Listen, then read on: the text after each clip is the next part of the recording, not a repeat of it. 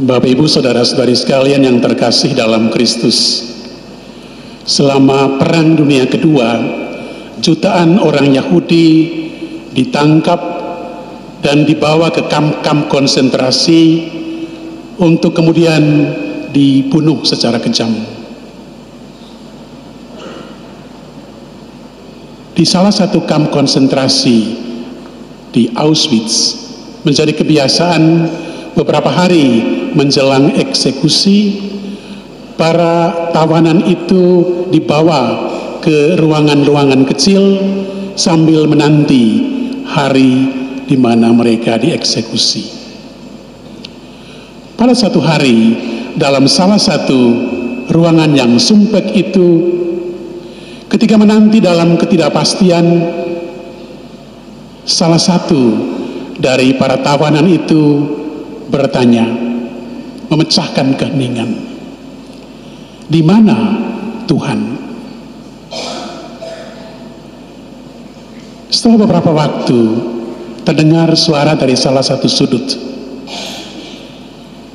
"Tuhan bergantung pada salib." Santo Paulus dalam suratnya kepada umat di Galatia hari ini mengatakan, salib tergambar jelas di hadapanmu. Namun, menangkap pesan salib tidak gampang. Karena itu, Santo Paulus yang sama juga mengatakan, bagi mereka yang mengandalkan hikmat dunia, salib adalah sebuah ketololan. Namun, bagi mereka yang diinspirasi oleh Roh Kudus, bagi orang-orang percaya, salib adalah keselamatan. Karena dalam salib kita menemukan Tuhan yang sudi berbagi dengan kita dalam kesengsaraan, dalam kedukaan, dalam situasi pahit yang mesti kita jalani.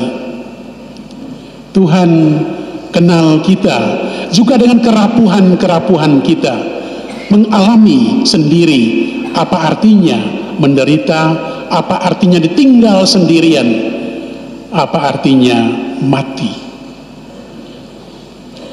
Di salib kita mengalami kedalaman iman itu yang memang tidak selalu gampang ditangkap. Monsignor Cherubim sebagai seorang biarawan misionaris SPD menerima setelah tabisannya apa yang kami sebut sebagai salib misi, sebuah bekal dalam perutusan, karena keyakinan bahwa dalam salib seorang pelayan Tuhan menemukan kekuatannya, seperti yang dikatakan oleh Santo Yosef Renademets, salah satu dari kedua misionaris pertama SPD yang dikirim ke Cina. Salib adalah makanan sehari-hari seorang pewarta kasih. Saya yakin bahwa sebagai seorang yang memiliki devosi yang sangat mendalam terhadap Roh Kudus, Monsignor Cherubim menemukan dalam salib kekuatannya. Tetapi tidak hanya di sana, tidak hanya berhenti di situ. Dalam inspirasi Roh Kudus, Monsignor Cherubim juga menjadi tanda kehadiran Tuhan bagi mereka yang mengalami penderitaan. Kesederhanaannya, keberpihakannya dengan mereka yang sederhana, membuat dia menjadi tanda nyata kehadiran Tuhan bagi mereka yang sedang melewati kekelaman dalam hidupnya. Mengalami salib sebagai tanda kehadiran Tuhan bagi kita sendiri, membuat kita juga dikuatkan untuk menjadi tanda kehadiran Tuhan bagi mereka yang mesti mengalami penderitaan. Diinspirasi oleh kedua bacaan tadi, dalam terang Roh Kudus, dan melihat kesaksian hidup Monsignor Cherubim SPD, saya berpikir ada dua hal penting yang dapat kita tangkap dan kita bawa untuk hidup kita sebagai orang-orang yang diterangi oleh Roh. Yang pertama, seperti yang dikatakan oleh Paulus dalam suratnya kepada umat di Galatia, jangan biarkan agar apa yang telah kamu mulai dalam Roh berakhir dalam kesia-siaan. Jangan biarkan agar apa yang sudah dimulai dengan tekad yang baik kemudian berakhir dalam kehancuran.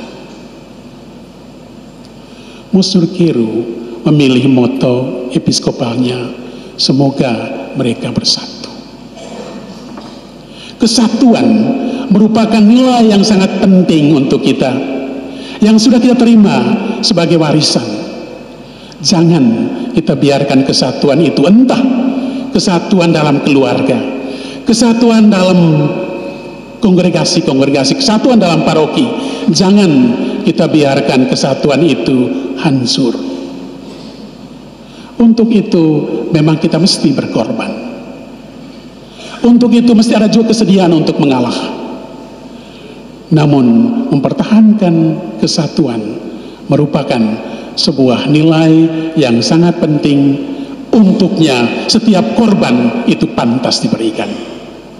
Kesatuan, keutuhan sebagai keluarga, kesatuan sebagai paroki, sebagai keuskupan, kesatuan sebagai bangsa, sebagai umat manusia, jangan kita gadaikan.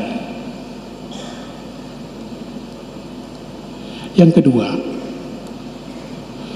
menanggapi permintaan secara positif kalau itu merupakan sesuatu yang berguna.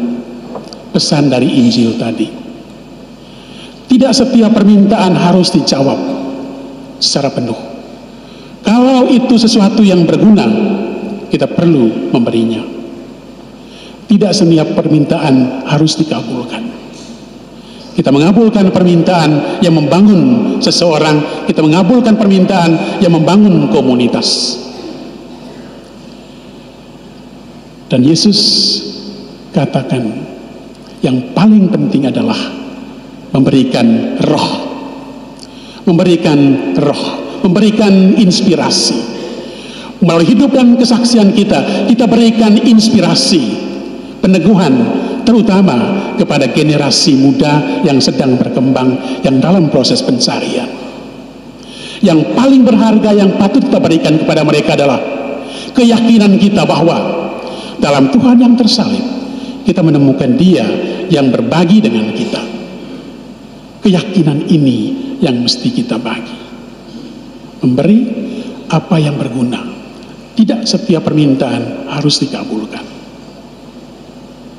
Saudara-saudariku yang terkasih, kita bersyukur atas kesaksian hidup yang telah ditunjukkan oleh Monsinyur Kiru, seorang yang sungguh terinspirasi oleh Roh Kudus dan menemukan dalam salib kekuatannya. Semoga kita pun menjadi orang yang semakin hidup dalam roh dan menemukan pada salib kekuatan kita, agar kita pun dapat menjadi tanda kehadiran Tuhan bagi mereka yang menderita, mereka yang mengalami kesulitan dalam hidupnya.